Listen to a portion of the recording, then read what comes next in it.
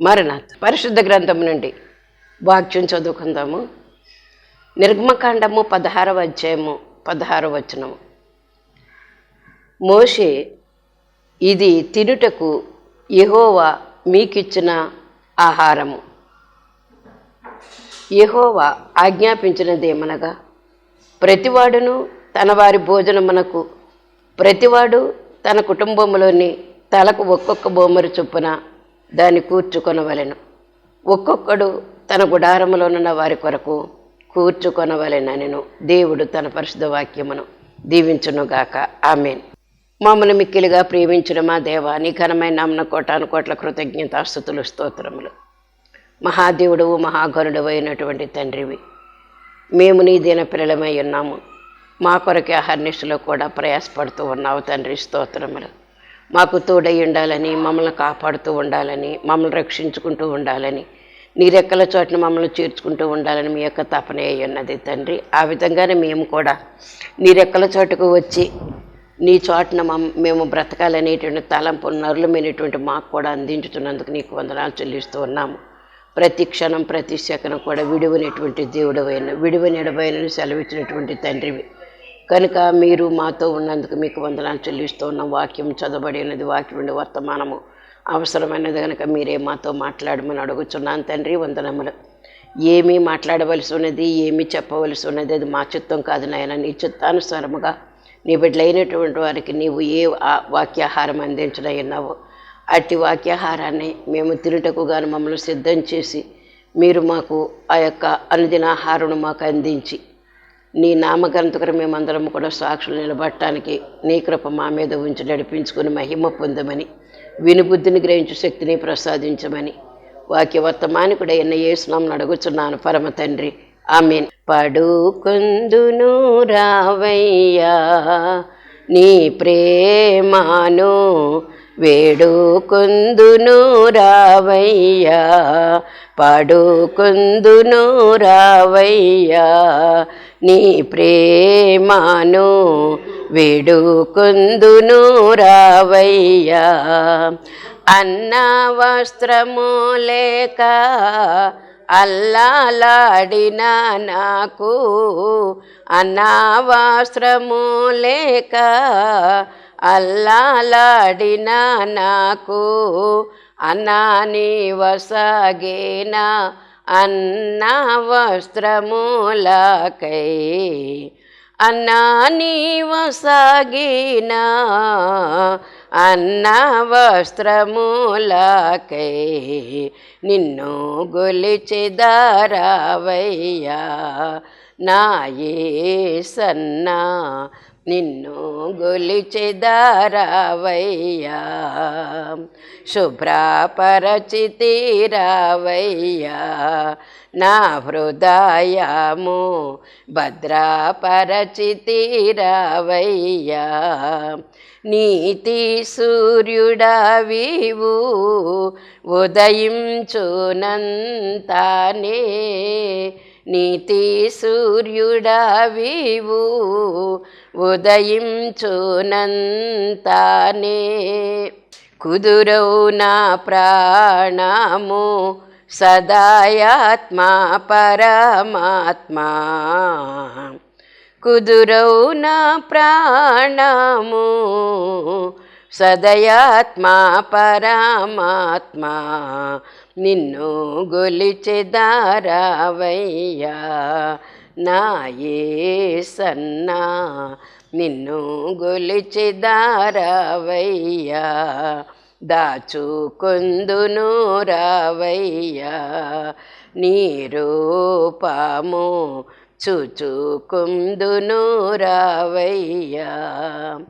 దోషాత్ముడను నాదు దోషమంతయు బాపి, దోషాత్ముడను నాదు దోషమంతయు బాపి, రూపమేర్పరచిన దాపు నుండిన రాజా, రూపమేర్పరచిన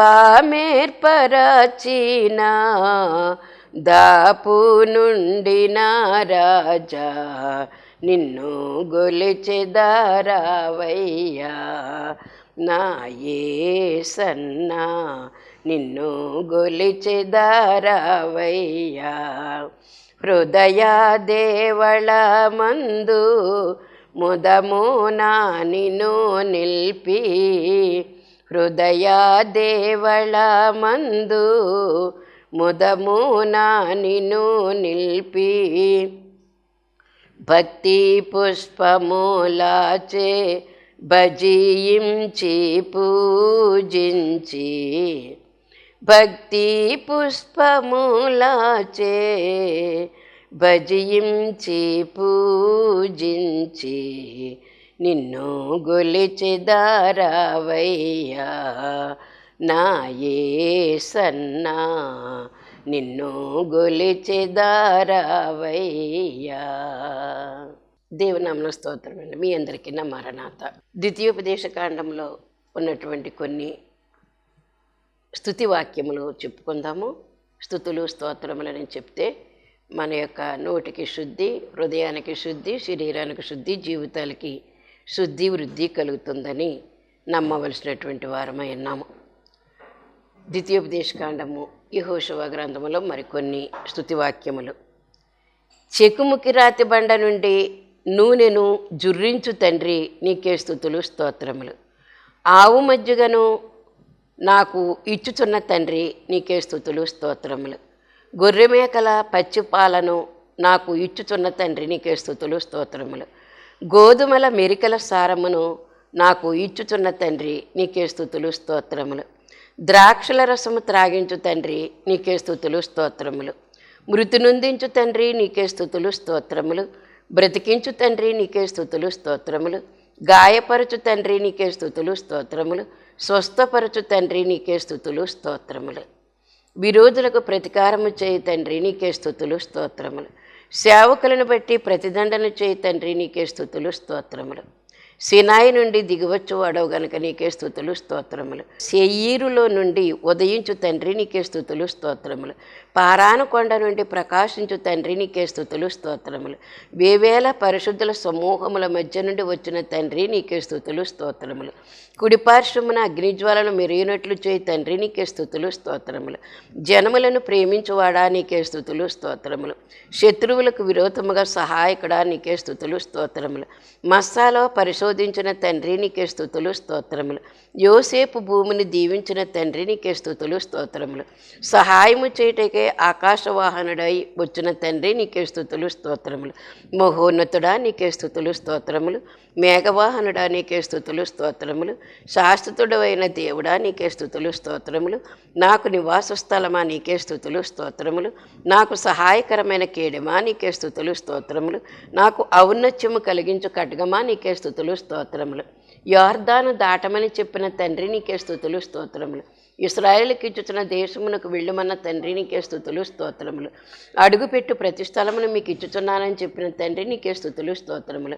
సరిహద్దు చెప్పిన తండ్రి నీకే స్తుతులు స్తోత్రములు. నీవు బ్రతుకు జన్మలన్నిటిను ఏ మనుష్యుడును నీ ఎదుట నిలువడు అని చెప్పిన తండ్రి నీకే స్తుతులు స్తోత్రములు. మోషేకు తోడైండినట్లు నీకు తోడైంటానని యెహోషువతో చెప్పిన తండ్రి నీకే స్తుతులు స్తోత్రములు. నిన్ను విడువనని చెప్పిన తండ్రి నీకే స్తుతులు స్తోత్రములు. నిన్ను ఎడబాయనని చెప్పిన తండ్రి నీకే స్తుతులు స్తోత్రములు. నిబ్బరము కలిగి ధైర్యముగా ఉండమని చెప్పిన తండ్రి నీకే స్తుతులు స్తోత్రములు. నిబ్బరము కలిగి ఉండుము అని చెప్పిన తండ్రి నీకే స్తుతులు స్తోత్రములు. జాగ్రత్త పడమని చెప్పిన తండ్రి నీకే స్తుతులు స్తోత్రములు. బహుధైర్యముగా ఉండమని చెప్పిన తండ్రి నీకే స్తుతులు స్తోత్రములు. ఆజ్ఞాపించిన ధర్మశాస్త్రం అంతటి చొప్పున చేయమని చెప్పిన తండ్రి నీకే స్తుతులు స్తోత్రములు. నీవు నడుచు ప్రతి మార్గమున చక్కగా ప్రవర్తించమని చెప్పిన తండ్రి నీకే స్తుతులు స్తోత్రములు. దాని నుండి కుడికి కానీ ఎడమకు కానీ తొలగకూడదని చెప్పిన తండ్రి నీకే స్తుతులు స్తోత్రములు. ఈ ధర్మశాస్త్ర గ్రంథమును బోధింపక తప్పిపోకూడదు అని చెప్పిన తండ్రి నీకే స్తుతులు స్తోత్రములు. దీనిలో వ్రాయబడిన ప్రకారం చేయుటకు జాగ్రత్త పడమని చెప్పిన తండ్రి నీకే స్తుతులు స్తోత్రములు. దివారాత్రము దాన్ని ధ్యానించమన్న తండ్రి నీకే స్తుతులు స్తోత్రములు. ధర్మశాస్త్రం ధ్యానించితే నీ మార్గమును వర్ధిల్ల చేసుకుంటావు. అని చెప్పిన తండ్రి నీకే స్తుతులు స్తోత్రములు. ధర్మశాస్త్రము ధ్యానించితే చక్కగా ప్రవర్తిస్తావు అని చెప్పిన తండ్రి నీకే స్తుతులు స్తోత్రములు. నిబ్రమ కలిగి ధైర్యంగా ఉండమని చెప్పిన తండ్రి నీకే స్తుతులు స్తోత్రములు. దిగులు పడకమని చెప్పిన తండ్రి నీకే స్తుతులు స్తోత్రములు. జడియుకమని చెప్పిన తండ్రి నీకే స్తుతులు స్తోత్రములు. నీవు నడుచు మార్గం అంతటిలో నీకు తోడై ఉంటాను అని చెప్పిన తండ్రి నీకే స్తుతులు స్తోత్రములు. మా స్తుతులు స్తోత్రముల మీద మీరు ఆశీనులయ్యుండి మమ్మల్ని ఆశీర్వదించమని యేసునామమున అడుగుచున్నాను పరమ తండ్రి, ఆమేన్.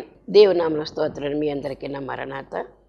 చదువుకున్నటువంటి వాక్యం నుండి మరి ఇది తినుటకు యెహోవా మీకు ఇచ్చినటువంటి ఆహారము అనేటటువంటి మాటను బట్టి ప్రభు మనకిచ్చినటువంటి ఈ యొక్క వాక్యపు మన్నా అనేటటువంటి విషయాన్ని మరి ఇప్పుడు మనము ధ్యానించుకుందాము. మన్నా అనేటటువంటి మాట మాన్హు అన్నారట. మాను ఇదేమి అన్నారు. ఇది కొత్తగా ఉందేటి ఈ యొక్క ఆహారము అని ఇశ్రాయేలులో అనుకున్నప్పుడు ఇదేమి అనేటువంటి మాటకు మాన్హు అనేటటువంటి మాట, ఇది మన్నా అనేటటువంటి మాట. మన్నా అంటే పరలోకము నుంచి మరి ఇశ్రాయేలు కొరకు దేవుడు పంపించినటువంటి దివ్య ఆహారము. ఈ దివ్య ఆహారము ఎప్పటికప్పుడే సమకూర్చుకోవాలని చెప్పినటువంటి దైవాజ్ఞ. ఎప్పటికప్పుడే సమకూర్చుకోవాలి, ఎప్పటికప్పుడే దాన్ని మీరు చేసుకోవలసినటువంటి పనిగా చేసుకొని దానిని తినవలసిన విధానంగా తినాలనేటటువంటి విషయాన్ని దేవుడు ఇశ్రాయేలుకు తెలియచేసినటువంటి మాట. మరునాటికి నిలవ ఉంచుకోవద్దు అని చెప్పినటువంటి మాట. ఎప్పటికప్పుడే తాజాగా తినాలి అని చెప్పినటువంటి మాట. కనుక ఎప్పటికప్పుడే అంటే నిలవ ఉండడానికి వీల్లేదని. ఎప్పుడైతే నిలవ ఉంటుందో కొన్ని రకాలైన బ్యాక్టీరియాలు అందులో చేరతాయని, అవి మంచి బ్యాక్టీరియా అవ్వచ్చు, చెడ్డ బ్యాక్టీరియా అవ్వచ్చు. కనుక దాన్ని బట్టి ఎప్పటికప్పుడే ఫ్రెష్గా మరి తాజాగా తినాలి అనేటువంటి ఉద్దేశాన్ని దేవుడి మన్నా విషయంలో మనకి ఇశ్రాయేలు తెలియజేసినటువంటి మాట. కనుక ఇక్కడ మనం చూసినట్లయితే నిల్వ చేసుకోవద్దు, నిల్వ చేసుకుంటే కంపు కొడుతుంది అని, పురుగు పడుతుంది అని కూడా దేవుడు సెలవిచ్చారు. మరి 16వ అధ్యాయం నిర్గమకాండం 20వ వచనంలో చూసినట్లయితే కనుక వారు మోషే మాట వినక కొందరు ఉదయము వరకు దానిలో కొంచెము మిగుల్చుకొనగా అది పురుగు పట్టి కంపు కొట్టింది అనేటటువంటి మాట మనం ఇక్కడ చదువుతూ ఉన్నాము. ఎన్నో సంవత్సరాల నుంచి మనము ఇది చెప్పుకుంటూనే ఉన్నాము. దీనిని గురించినటువంటి విషయాలు మనం అర్థం చేసుకుంటూనే ఉన్నాము. అయినప్పటికీ కూడా నిలవ అనేటటువంటి పరిస్థితుల్లోనే మనము జీవిస్తూ ఉన్నాం. ఎప్పటికప్పుడే ప్రతిదినం, అందుకే అనుదినాహారం అన్నారు. దేవుడు మనకి శిష్యులకు తెలియజేసినటువంటి మాట పరలోకపు ప్రార్థన. ఈ పరలోకపు ప్రార్థనలో దేవుడు ఏం నేర్పించారంటే అనుదిన ఆహారము మాకు అందించు ప్రభా, నేటి దిన ఆహారం మాకు అందించు ప్రభా అనేటటువంటి మాట తెలియజేసినటువంటి విషయాన్ని మనం జ్ఞాపకం చేసుకోవాల్సినటువంటి వారమైన. కనుక యేసుక్రీస్తు ప్రభులో ఉన్నటువంటి మనకు ఎప్పటికప్పుడే ఆనందము, ఏ రోజుకి ఆ రోజే ఆనందము, ఏ నిమిషానికి ఆ నిమిషమే ఆనందము. కనుక దేవుడు మనకి తాజాగా ఉండాలని కోరుకుంటూ ఉన్నాడు తప్ప మనము మరి నిలవ ఉండేటటువంటి పదార్థాలు తిని నిలవ ఉండేటటువంటి రోగాలతో మనం ఉండడానికి వీలు లేదని దేవుడు చెప్పినటువంటి మాటని మనము అర్థం చేసుకోవాల్సినటువంటి వారమైనాం. ఎప్పటికప్పుడే అనుభవించాలి, ఎప్పటికప్పుడే మనము తిని ఆరగించి దాని యందు మనం సంతోషించాలనేటువంటి మాట. అనుదిన ఆహారం అన్నారు కాబట్టి అనుదిన ఆహారం ఇమ్మని మరి దేవుణ్ణి మనము అడగవలసినటువంటి వారమైనాం. ఏనాటి ఆహారం ఆనాడే మనకు దేవుడు ఇచ్చేటటువంటి ఆహారమే మన్నా అనేటటువంటి మాట. కనుక మరి గత కాలంలో ఇప్పుడు మనం చదువుకున్నటువంటి దాని ప్రకారంగా ఎక్కువ కూర్చుకోవద్దని చెప్పినటువంటి ఆశకులది కూడా ఎక్కువ కూర్చుకున్నటువంటి వారి విషయంలో ఏం జరిగింది? కంపు కొట్టింది, పురుగు పట్టింది. కనుక పురుగు పట్టినటువంటి ఆహారం మనం తినగలమా? తినలేము. అందుకే అనుదిన ఆహారము ఎప్పటికప్పుడే ఏ రోజుకి ఆ రోజే లేచిన వెంటనే మనము ప్రార్థన చేసుకొని ఈరోజు ఆహారం నాకు దయచే ప్రభా, ఈరోజు కార్యక్రమాల్లో నీ సహాయం నాకు దయచే ప్రభా అని ఉదయకాలంలోనే మనము తెల్లవారుజామున వేకుజామున ధ్యానం చేసుకున్న తర్వాత కుటుంబ విషయాలు, మన పిల్లల విషయాలు, మనకు కావాల్సిన విషయాలు, సంఘ విషయాలు ఇవన్నీ కూడా మనం ప్రార్థనలో పెట్టుకుని ప్రభు యొక్క సహాయమును కోరవలసినటువంటి వారమైన. ఎప్పటికప్పుడే ప్రార్థన. నేను చేశాను కదా ఈవేళ ఎందుకు అనుకోవడానికి వీల్లేదు, మనం చేశాను కదా ఇంక నిన్న ఎందుకు అనుకోవడానికి వీల్లేదు. ఎప్పటికప్పుడే ప్రార్థన చేసుకుని ప్రతిరోజు కూడా ప్రభువుకు మనం అంకితమైపోయి ప్రభు సహవాసంలో ఉండి ఆ రోజును ప్రభువుకు మనం అప్పచెప్పినప్పుడు ఆ యొక్క రోజంతా కూడా ప్రభు యొక్క సహవాసం మనతో ఉంటుందని అనుభవముతో నేర్చుకోవలసినటువంటి వారమై ఉన్నాం. కనుక ప్రార్థన ఎప్పటికప్పుడే ప్రార్థన చేసుకోవాలి. అనుదినాహారం అన్నారు కాబట్టి ఎప్పటికప్పుడే ప్రార్థన, ఎప్పటికప్పుడే అనుదిన ఆహారము, ఈ యొక్క ప్రార్థన అనుదినము ఉండాలి. వాక్య పఠనం కూడా అనుదినము ఉండాలి. 4 రోజులకు ఒకసారి చదువుకుంటామంటే కుదరదు. ఏ రోజు ఆహారం ఆ రోజే మనం తినవలసినటువంటి వారమైనాం. అనుదినం అన్నారు కాబట్టి కనుక మనం నిరంతరము కూడా క్రొత్తదిగానే మనం అనుభవించవలసినటువంటి వారమైనాం. కనుక క్రొత్తది ఎప్పుడైతే మనకు వచ్చిందో మనకి దేవుని యొక్క నూతన ఆశీర్వాదం, సంవత్సరములు జరుగుచుండగా సంవత్సరములు నూతన పరుచుచున్నావు తండ్రి అని మరి భక్తులైనటువంటి వారు కొనియాడుతూ ఉన్నారు దేవుని యొక్క కార్యక్రమాలను. కనుక ప్రభువులోకి వచ్చినటువంటి మనము మరి దినదినాభివృద్ధి పొందవలసినటువంటి వారమైనాం. దినదినాభివృద్ధి ఏ రోజుకు ఆ రోజే మరి ఫ్రెష్ డైలీ బ్రెడ్ అన్నారు దీన్ని. అనుదినాహారం అంటే డైలీ బ్రెడ్, అనుదిన ఆహారం అన్నారు. కనుక డైలీ కూడా ప్రభు మనకిచ్చేటటువంటి యొక్క దర్శన భాగ్యం ద్వారా ఈరోజు వాక్యం ఏమి ఇస్తున్నారు, ఏ వాగ్దానం ఇస్తున్నారు, ఏ యొక్క వాక్యంతో మనల్ని బలపరుస్తూ, ఏ చరణంతో మనల్ని బలపరుస్తూ ఉన్నారు అనేటటువంటి ఎదురు చూపులు మనము ప్రభు దగ్గర కనిపెట్టవలసినటువంటి వారమైన. ప్రార్థన చేసేసి ఊరికినే వచ్చేసేయటం కాదు. ప్రార్థన చేసి కనిపెట్టుకుంటే ఆ రోజు యొక్క అనుభవం ఏంటో దేవుడు మనకు తెలియచేస్తాడు. ఆ మాటలను బట్టి మనం సాగుతూ ఉంటే దేవుడు మనతో ఉన్నట్లుగా మనం ఎంతో సంతోషము ఆనందం పొందగలుగుతామని మనం అర్థం చేసుకోవాలి వారమైన. కనుక ఇది ఎప్పుడు వస్తుందంటే నిరంతరము ఆయనపై ఆనుకొనుట ద్వారా కలుగుతుంది మనకి. నిరంతరము అంటే నిన్న నేడు నిరంతరం ఏకరీతిగా ఉన్న దేవుడు. ఏకరీతిగా ఉన్న దేవుడు నిన్ను ప్రార్థన చేయమని కోరి అన్నాడు. కనుక కోరినటువంటి ప్రభు ఆ కోరిక తీర్చాలంటే దినదినము కూడా ప్రార్థన చేయాలి. మన అక్కర్లైన తెలియక కాదు, మనం అడగాలని ఆయన యొక్క ఉద్దేశము. నీవు అడుగుట నాకు ముచ్చట అన్నారు. కనుక మనం అడిగితే ఆయనకు ముచ్చటట, అడిగించుకోవాలనేటటువంటి ఉద్దేశం దేవుని దగ్గర ఉంది.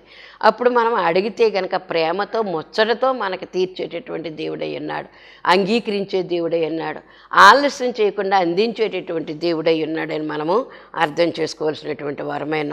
ఇప్పుడు ఎప్పుడైతే అనుదినము మనము ప్రభు యొక్క వాక్యాన్ని లేకపోతే ప్రభు యొక్క ఆశీర్వాదాలు పొందుకుంటామో అది ఆనందముతో కూడినటువంటి, మరి ఆయన మీద ఆధారపడ్డాం కాబట్టి మనకి ఏమిస్తాడంటే ఆధార శిల అయి ఉన్నాడు. మనకి ఆధార బండ ఆయనే శిల అంటే కదలనేటువంటి బండ. ఆ కదలనేటువంటి బండ యేసుక్రీస్తు ప్రభువారు. ఆధార శిల అన్నారు, ఆధార బండ అన్నారు. ఆయన మనకి కొండ బండ అండ అయి ఉన్నారు అని మనం ప్రార్థనలో చేసుకుంటూ ఉంటాము. అయితే మరి అనుకుని ప్రార్థన చేస్తాం కానీ ఆనుకొనుట అనేటటువంటి మాట మనం విస్మరిస్తూ ఉంటాము. ఆనుకొనుట అనే మాట కావాలి. ఆనుకొనుట అంటే ఒక పాదు ఉంది, ఆ పాదుకి విత్తనాలు పెడుతున్నాం, మొక్క జస్ట్ అలా తీగలతో వస్తూ ఉంటుంది. దానికి ఒక కర్ర పెట్టి ఒక పందిరి వేసి ఆ పందిరికి దాన్ని అందిస్తే అప్పుడు ఆ పందిరి మీద అది ఆనుకొని కాయవలసిన కాయలన్నీ కూడా మనకి కాసి అందిస్తూ ఉంటుంది. ఆనుకోకపోతే కనుక నేల మీదే ఉంటుంది. నేల మీద ఉన్నటువంటి ఆ పాదుకి రక్షణ ఉండదు. కోళ్ళు కుక్కలు ఏవో జంతువులు వచ్చి దాన్ని పాడు చేస్తూ ఉంటాయి. దాని యొక్క ఫలాలు మనం తినాలంటే భూమిలోని చూసినటువంటి ఆ యొక్క మొక్కకు తీగకు ఒక ఆధారము, ఒక తాడో ఒక గుంజో ఏదో ఒకటి ఉంటే అది పైకి వెళుతూ ఉంటుంది. దానికి ఒక పందిరి కింద వేస్తే కనుక ఆ పందిరి మీద మనకి తినవలసినటువంటి ఆహార పదార్థాల కాయలు పువ్వులు అవన్నీ కూడా పైన మనకు దొరుకుతాయి. ఆధార శిల యేసుక్రీస్తు ప్రభువారు మనకు బండయ్య ఉన్నారు, మనకు అండయ్య ఉన్నారు, ఆధారమై ఉన్నారు. ఆనుకోవడానికి వీలైనటువంటి దేవుడు నీ తండ్రి నా తండ్రి. కనుక ఆనుకొనమని చెప్తూ ఉన్నారు. ఆయన మీద ఆనుకొని అరణ్య మార్గములో మరి ఆనుకొని వెళ్ళినటువంటి పెండ్లి కుమార్తెను గురించి పరమగీతములో దేవుడు మనకు సెలవిచ్చారు. అరణ్యములో ఆనుకునేటటువంటి విధానం మనకి ఏమీ ఉండదు. అందుకే యాకోబు గారు అరణ్యములో ఆయన చీకటి పడినప్పుడు రాయి తలగడగా చేసుకుని ఆయన ప్రభు మీద ఆనుకున్నారు. రాయి తలగడగా చేసుకున్నారంటే అర్థమేంటి? రాయి బండ అయినటువంటి క్రీస్తును ఆయన ఆధారం చేసుకుని ఆయన పడుకున్నారు. ఆ పడుకున్నప్పుడు ఆధారమైనటువంటి ఆయనకు కావలసినటువంటి ఏ క్రూర మృగానికి కూడా ఆయన దొరకకుండా, ఏ క్రూర మృగానికి లొంగకుండా, ఏవీ వచ్చి ఆయన పాడు చేయకుండా కాపుదల కొరకు నిచ్చెన వేయబడినటువంటి సిచ్యువేషన్ ఆయన చూశారు, సన్నివేశం ఆయన చూశారు యాకోబు గారు. కనుక భూమి మీద నుంచి ఒక నిచ్చెన వేయబడి ఉండడము, మరి సైన్యము ఒక ఒక సైన్యం కిందకి దిగడం, ఒక సైన్యం పైకి వెళ్ళడం. అంటే రాత్రంతా ఒక సైన్యం కాపలా కాసింది, మరొక సైన్యం పగలంతా ఆయన ప్రయాణం చేసేటప్పుడు కూడా ఉండడానికి. అందుకే ఆయన కాపరి అయి ఉన్నాడు. యెహోవా నా కాపరి, నాకు లేమి కలగదు. కనుక ఆయన మీద మనం ఆనుకుంటే కనుక ఆ విధమైనటువంటి కృప దేవుడు మనకిస్తారు. కనుక ఇదేంటంటే ఆధార శిల, ఆనుకునేటటువంటి బండ అనేటటువంటి మాట మనం విన్నాం. అయితే ఇది ఏంటంటే ఓట్లగా దేవుని యొక్క వాక్యం మనలోనికి వస్తుంది. ఊరుతూ ఉంటుందన్నమాట. తోడి కొద్దీ కూడా నూతిలో నీళ్లు వస్తూనే ఉంటాయి. ఇంకా తోడి కొద్దీ లోపల ఉన్నటువంటి జలాలన్నీ కూడా మనకి వస్తూ ఉంటాయి. మనం తోడుకుంటూ ఉంటాం. ఈ యొక్క 66 గ్రంథాల్లో ఉన్నటువంటి సారాంశం అంతటినీ కూడా మనం తోడుకుంటూ ఉండాలి. 66 గ్రంథాల్లోనే సారాంశం మనకి ఎలా వస్తుంది? మన పెద్దలైనటువంటి వారు, మన నాయకులైనటువంటి వారు, భక్తులైనటువంటి వారు ఎంతోమంది తోడు అక్కడ పెట్టారు మనకి. ఆ తోడినటువంటి ఆ జలాన్ని మనం తీసుకోవడమే. కనుక ఆ ఊరిడి ఓట ఈ బైబిల్ గ్రంథం అంటే మామూలు కాదు, ఊరిడి ఓటగా ఉందని మనం అర్థం చేసుకోవాల్సినటువంటి వారమైనా. కనుక ఊరిడి ఓటలో నుంచి ఓట జలాలుగా మనకు వస్తూ ఉంటాయి. మనం తీసుకుంటూ ఉండాలి. తీసుకోవడం కూడా చేతనవ్వాలి మనకి. ప్రార్థన ద్వారా ఇది సాధ్యమవుతుంది, ధ్యానం ద్వారా ఇది సాధ్యమవుతుందని దేవుడు మనకు తెలియజేస్తూ ఉన్నారు. ఈ జీవపు ఓటైనటువంటి ఈ క్రీస్తు ప్రభు, జీవపు ఓట ఆయనే, జీవపు బొగ్గు కూడా ఆయనే, జీవజలముల ఓట, జీవజలముల నది. మరి ఈ బొగ్గ అంటే నీటి బొగ్గ, అలాగా గుణపం వేయగానే ఆ భూమిలో నుంచి నీరు చివ్వుమని పైకి వస్తుంది అనమాట.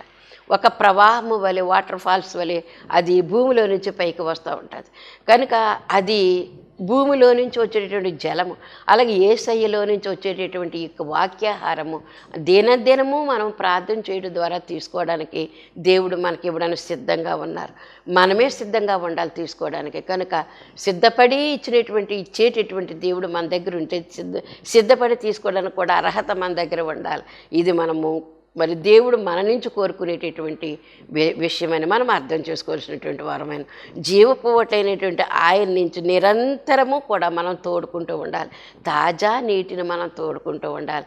తాజా నీటి అంటే ఈ వచనం నుంచి అప్పటి నుంచో మన విషయంలో ఈ యొక్క వర్తమానం వింటూనే ఉంటాము, ఇతరులు చెప్తూనే ఉంటాం. మరలా ఈవేళ ఇదే వాక్యంలో నుంచి మనం తోడుకోవాలంటే ఆ పాత విషయాలు కాదు, కొత్త విషయాలు వస్తూ ఉంటాయి మనకి. అది ఎవరికి సాధ్యము? దేవునికే సాధ్యం. అది ఎవరికి సాధ్యం? పరిశుద్ధాత్మకే సాధ్యం.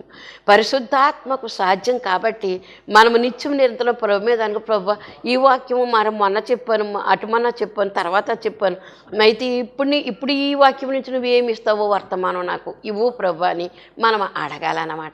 అడిగితే కనుక ఆయన కొరతనాన్ని నావెల్టీ అంటారు, కొత్త ధనాన్ని మనకిస్తారు. ఆ క్రొత్త ధనంలో నుంచి అనేకమైనటువంటి ఆశపడేటటువంటి ఆత్మలు వింటూ ఉంటారు. ఈ యొక్క వాక్యాహారం కొరకు వింటూ ఎదురు చూస్తూ ఉంటారు. వారికి కావలసినటువంటి ఆ యొక్క తాజా ధనాన్ని మనం ఇవ్వవలసినటువంటి వారమైన ఫ్రెష్ బ్రెడ్ అనమాట. మనకి డైలీ బ్రెడ్ అయ్యింది, ఫ్రెష్ బ్రెడ్ అయ్యింది. ఈ అనుదిన ఆహారము, తాజా ఆహారం ప్రభు మనకిస్తుంటే మనము ప్రజలకు అందించవలసినటువంటి వారమైన. కనుక ఈ నీటిని తాజాగా తోడుకోవలసినటువంటి వారమైన. కనుక 2 నిన్నటి నీళ్ళు ఉన్నాయనుకోండి, నీరు ఎద్దడిగా ఉన్నటువంటి ప్రదేశాల్లో వారం రోజులైనా 10 రోజులైనా ఇంకా నిల్వ ఉంచుకున్నటువంటి నీటినే వాడుకుంటూ ఉంటారు. నీరు జీవనాధారము, ఇంకా తాగాలి, బ్రతకాలి. కనుక అది ఎప్పుడు మనకు సమకూర్చబడుతుందో అప్పుడే సమకూర్చుకోవాలి. దాన్ని మనం స్టోర్ చేసుకుంటూ ఉండాలి. స్టోర్ చేసుకున్నటువంటి నీటిని వాడుకుంటూ ఉంటాం. తాజా నీరు అంటే ఏంటి? ఇప్పుడు డెల్టా భూములు ఉన్నాయి, మన భూములు ఉన్నాయి. ఈ డెల్టా భూముల్లో కాలువల్లో నీరు, మరి చెరువుల్లో నీరు, నూతుల్లో నీరు సమృద్ధిగా ఉంటుంది మనకి. కనుక ఎప్పటికప్పుడే మనం తోడుకోవడానికి వీలవుతూ ఉంటుంది. నిలవ నీరు మనం ఉపయోగించము, ఎందుకంటే మనకి ఎప్పటికప్పుడే ఫ్రెష్ నీరు వస్తుంది కాబట్టి. కనుక ఈ యొక్క ఫ్రెష్ నీటి కొరకే కదా చూస్తాం, ఫ్రెష్ ఆహారం కొరకే కదా మనం చూస్తాం. తాజా ఆహారం, తాజా పండ్లు అంటారు కదా, కనుక తాజా రసాలు అంటారు. అప్పటికప్పుడు చేసిన దాన్ని తాజా అంటారు. ఈ తాజా అనేటువంటి దాంట్లో కల్మషం ఉండదు. కనుక ఇంక అందులో ఏమిటంటే కలుషితము ఉండదు, ఇంకా కల్మషము ఉండదు. కనుక అది తాజా నీరు తోడుకునేటటువంటి ఈ 66 గ్రంథాల్లో ఉండేటటువంటి మర్మాలన్నీ కూడా దేవుడు మనకి తెలియచేస్తూ ఉంటారు. కనుక ఈ ఇశ్రాయేలీలు ఎడారి ప్రయాణం చేసినటువంటి ఆ సందర్భంలో మరి 40 సంవత్సరాలు వారు అరణ్యవాసం చేసినటువంటి ఆ ప్రయాణాల్లో తాజాగానే తిన్నారు, ఈ మన్నాను తాజాగానే తిన్నారు. కనుక వారు వారు తిన్నారో వారు విసిగిపోయి ఏమన్నారంటే చవి సారం లేనటువంటి ఈ ఆహారం మాకు వద్దన్నారు. అది పరలోకం నుంచి వచ్చినటువంటి ఆహారము, ఇది మాకొద్దు అన్నారు. అలాంటి ప్రజలుగా మనం ఉండడానికి వీల్లేదు. దేవుని దగ్గర నుంచి మనకు వచ్చేటటువంటి ఈ జీవాహారము మనము తీసుకొని బ్రతకవలసినటువంటి వారమైన, అనేక మందికి పంచిపెట్టవలసినటువంటి వారమైన కనుక మనము ఈ తాజాగా తీసుకునేటువంటి ఈ యొక్క వాక్యాలు వర్తమానాలు మనకు ఆశీర్వాదకరంగా ఉంటాయని మనము గమనించవలసినటువంటి వారమైన. ఇంటిల్లిపాతికి కావలసినటువంటి ఆ యొక్క కొలతలు ఇచ్చేశారు. ఇంటికి కావాల్సిన ఓమెరు, అదే స్వాలడంట.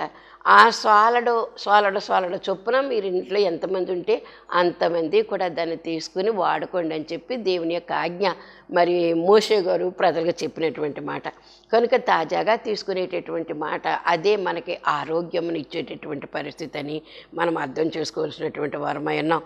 కనుక ఇంకా ఏంటంటే దేవుడు మనకి ఇచ్చేటటువంటి వాడై ఉన్నాడు. ఇచ్చేవాడు అంటే నిరంతరం ఇచ్చేవాడు. నిన్నానేడు నిరంతరం ఉన్నవాడై ఉన్నాడు, నిన్నానేడు నిరంతరం కూడా ఇచ్చేవాడై ఉన్నాడు. ఆయన దానకర్త అయి ఉన్నాడు. ఈ సృష్టి అంతటి కూడా దానంగా అనుగ్రహించాడు మనకి. ఈ సృష్టిలో ఉన్నటువంటి ఫలాలన్నీ కూడా మనకు దానంగా ఇచ్చేశాడు. కనుక ఆయన దానకర్త అయి ఉన్నాడు.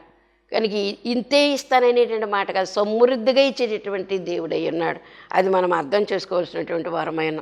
ఇది ఆశీర్వాదకరము, ఆనందకరమైనటువంటి మరి అంశమని మనం తెలుసుకోవాల్సినటువంటి వారమైన.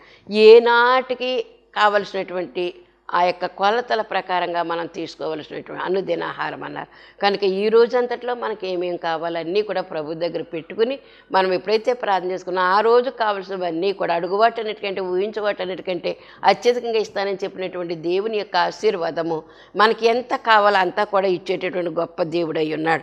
కనుక మనం ఇది క్రొత్త నూనె వలె కూడా ఉంటుందని మనకి ఈ మన్నా అంటే కొత్త నూనె అన్నారు. కొత్త నూనె అంటే చూడండి, గానుగులు ఆడించుకుని నూనె తెచ్చుకున్నప్పుడు వెంటనే ఏం చేస్తామంటే నూనె తేరబెడతాం. మనం ముందు అడుక్కు వస్తుంది మడ్డి అంతా కూడా. అడుక్కు వచ్చిన దాన్ని మళ్ళీ తేరి ఒక డబ్బాలో పోసుకుంటాం. ఆ డబ్బాలో పోసుకున్న తర్వాత దానిలో ఒక బెల్లం ముక్క వేస్తారు. పెద్దలైనటువంటి వారు వేసేవారు, అది నేను మీకు తెలియజేస్తూ ఉన్నాను. అంత బెల్లం ముక్క నూనె డబ్బాలో వేసి అది మనం ఎంతకాలం వాడుకుంటాం. ఫ్రెష్గా తెచ్చినటువంటి ఆ యొక్క నువ్వుల నూనెని మరి ఒక ఉప్పు కారం వేసుకుని అన్నం, వేడివేడి అన్నం తినాలని ఎంతగానో ఆసక్తి చూపుతూ ఉంటారు. ఆవకాయలు వేసుకోవాలని, మాకాయలు వేసుకోవాలని ఫ్రెష్గా ఆడించినటువంటి ఆ యొక్క గానుగు నూనె అన్నంలో పోసుకుని తినడానికి ఎంతో ఉవ్విళ్ళూరుతూ ఉంటాము. చిన్నలేటి పెద్దలేటి ప్రతి వారు కూడా వారికి ఆసక్తిగా ఉంటుంది. ఎందుకంటే ఆ యొక్క నూనె కమ్మటి వాసన వస్తుంది. తినటానికి కూడా ఎంతో మరి రుచికరమైనటువంటి పదార్థంగా ఉంటుంది. అలాగే ఇప్పుడు దేవుని యొక్క వాక్యం కూడా, వాక్యములో నీకు మర్మం తెలుసుకోవాలన్నా, వాక్యముల అర్థం తెలుసుకోవాలన్నా, వాక్యం అంటే నీకు మరి ఆసక్తిగా ఉండేటటువంటి పరిస్థితుల్లోనే నీకు అది రుచికరంగా కనిపిస్తుంది. నీకు ఆసక్తి లేకపోతే కనుక రుచి అంటే ఏంటో తెలీదు. విసుగొస్తుంది తప్ప, బైబిల్ చదువుకోవాలంటే విసుగొస్తుంది తప్ప ఆసక్తి ఉండదు. కనుక ఎంత చదివినప్పటికీ కూడా తనివి తీరదు మనకి. వాక్యాన్ని ఎంత చదివినా, ఎంత తరించినంత ధ్యానించినప్పటికీ కూడా మనకి తనివి తీరేటటువంటి పరిస్థితి ఉండదు. ఒక్కసారి ఆలోచన చేసుకుని అనుభవించిన వరకు అది తెలుస్తుంది, కానీ మిగిలిన వరకు అది తెలియదు కనుక ఈ యొక్క ఆహారాన్ని మనము రోజుకు 3 అధ్యాయాలు తీసుకున్నాము, ఆ రోజుకు 5 అధ్యాయాలు తీసుకున్నాం. మరి ఒక్కొక్కళ్ళు అయితే కనుక మరి ఇంక ఇదే పని కింద చదువుతూనే ఉంటారు. మొదట్లో అయితే కనుక అలాగే చదువుతూనే ఉంటాము. ఇప్పుడైతే కనుక మనకి రోజుకి ఇన్ని అధ్యాయాలను పెట్టుకున్నాము, సంవత్సరానికి ఒకసారి పూర్తి చేసుకునేటటువంటి పరిస్థితి మనకి. కనుక సమకూర్చుకోవాలి. బైబిల్ చదువుతున్నామంటే అందులో ఉన్నటువంటి మర్మం ఏంటో, దేవుడు నా కొరకు ఏం దాచిపెట్టి ఉంచాడో ఈ వాక్యములో, ఈ యొక్క వర్తమానం నా కోసం ఎందుకు, ఆయన నాకేం సెలవిస్తున్నారు ఈ వాక్యం ద్వారా అనే ఉద్దేశంతో మనం వాక్యాన్ని చదవడానికి ప్రయత్నం చేస్తూ ఉండాలి.